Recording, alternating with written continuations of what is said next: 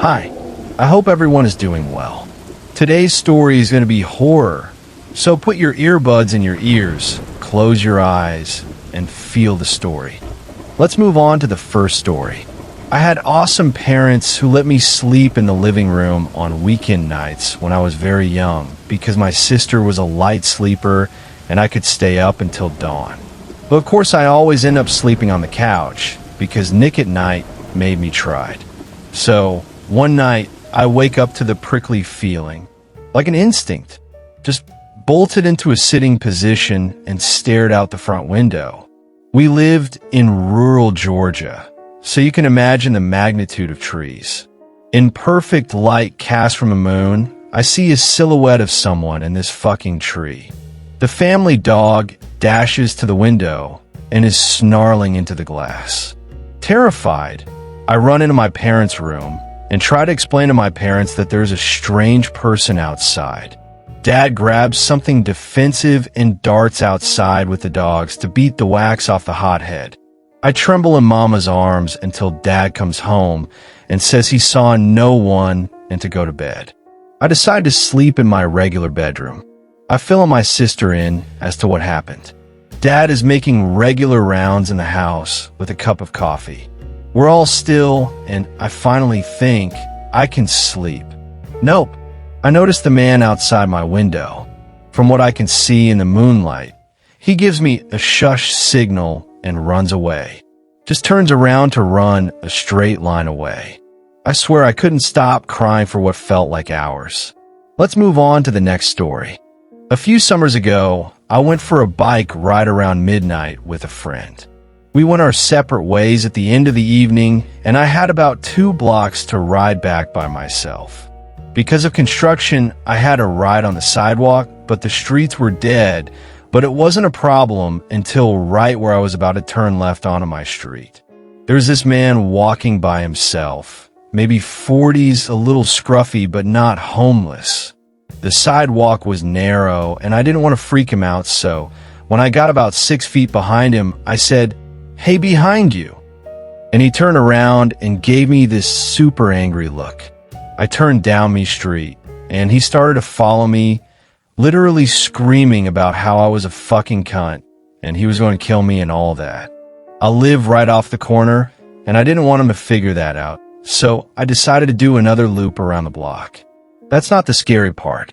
The scary part is that when I looped back around and looked down the street, I saw him standing on my fucking front stoop, staring out at the street like the motherfucker knew I lived there. He saw me ride by again, but he didn't say anything. I ended up going back to the friends, but my bike got stolen from the alleyway by the house 2 days later. Edit. The guy in question was definitely not actually homeless.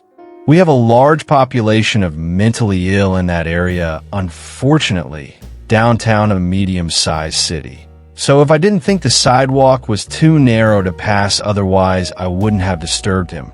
Half the scary part was that he looked pretty much completely normal for my area. That being said, I ended up texting my mom, and she made the decision not to notify law enforcement until my bike was stolen. Let's move the next story. My house sits farther back in the lot than most other houses.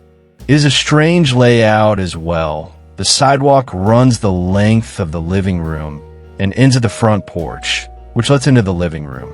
Large windows that do not open allow great light to get into the living room, but at the cost of no privacy.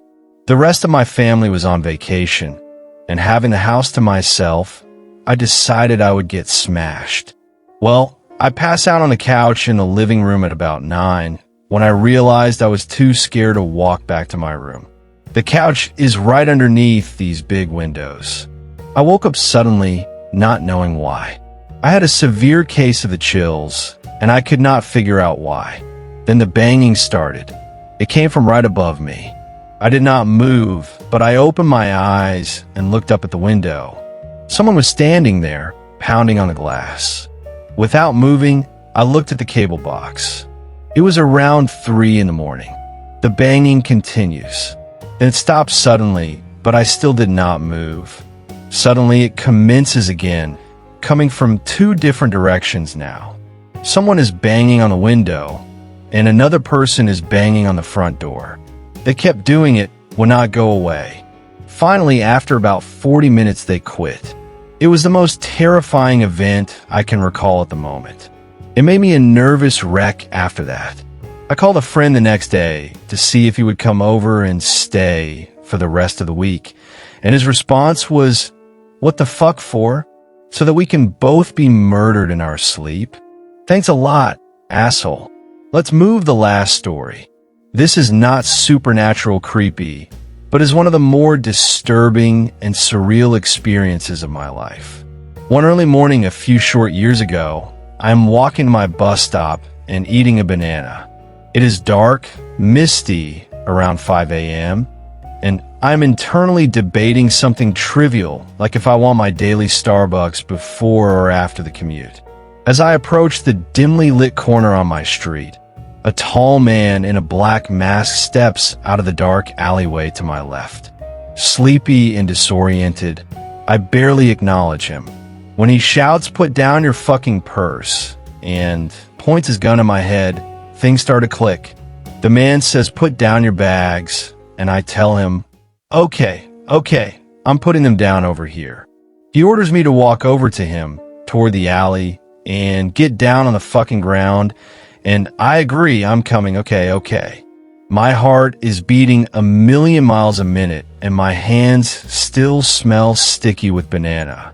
I know I need to get away. I don't know why, but my mouth won't stop working. "Look, see, I'm on the ground. My stuff is over there. Please just take my stuff," but he doesn't like it. "Shut the fuck up, okay." He gets on top of me and puts the gun in my head. At this point, I should mention the fact that I'm on my way to coach a high school practice, and I'm dressed like a dude. Huge baggy pants, hat, jacket. If not for my telltale voice, I look like a prepubescent 90s rap star. Anyway, as the guy gets on top of me, gun in my head, he looks at me and pauses. I can't tell you why I know this, but I swear that at this moment, it clicks for him that I'm a woman. He gets off of me, stands up, and points to the dark alley. "Come with me." My stomach hurts. I remember that there have been a recent rash of sexual assaults in my neighborhood, during the daytime no less. When a man points down that dirty alleyway, my internal voice speaks the fuck up, says voice number one. There was no way in hell you're gonna go down there without a fight. "But he has a gun." "You dipshit," replies voice number two.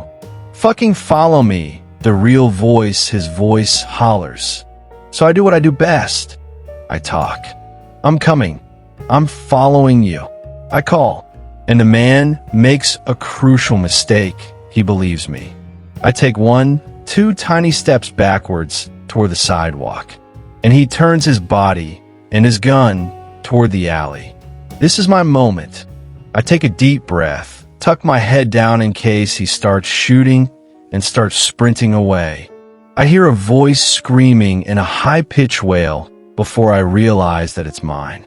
After running 6 or 7 blocks, I head back to my apartment, hoping he's not there to see where I lived. The police check out the alleyway an hour later, but the potential attacker is long gone. The only evidence of the encounter is my banana peel browning in the alleyway and the adrenaline rush that I couldn't shake for days. I would be lying if I said that if that experience doesn't bother me still. But I'm so fortunate to mainly be haunted by the what-ifs and not the what-dids. Thanks for watching. See you in the next video. Until then, bye. Take care.